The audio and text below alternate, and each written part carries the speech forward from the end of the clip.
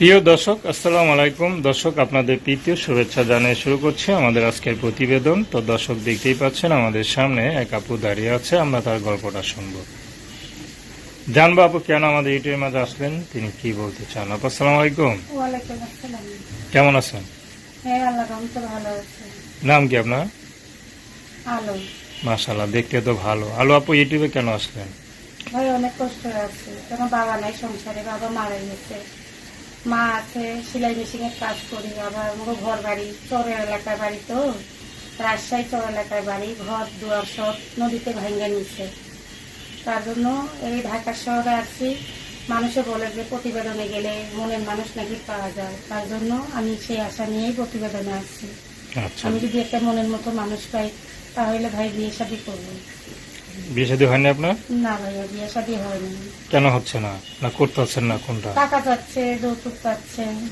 আচ্ছা আচ্ছা, যৌতুক দেওয়ার কি সামর্থ্য নাই? না, কোথায় পাবো? বাবা নাই, বাবা মারা গেছে। মার কি সেরকম সামর্থ্য আছে? আমার আম্মুর ডায়াবেটিস, আমার আম্মুটা অসুস্থ। মা ডায়াবেটিস, বাবা নাই? বাবা নাই, বাবা মারা গেছে। আচ্ছা, বড় ভাই ঠাই বোন ঠোন নাই আর কেউ? একটা ভাই আছে, ছোট ভাই। বড় বোন নাই? না, বড় বোন নাই। ভাই? আমি আর আমার একটা ছোট ভাই। ভাই কি করে?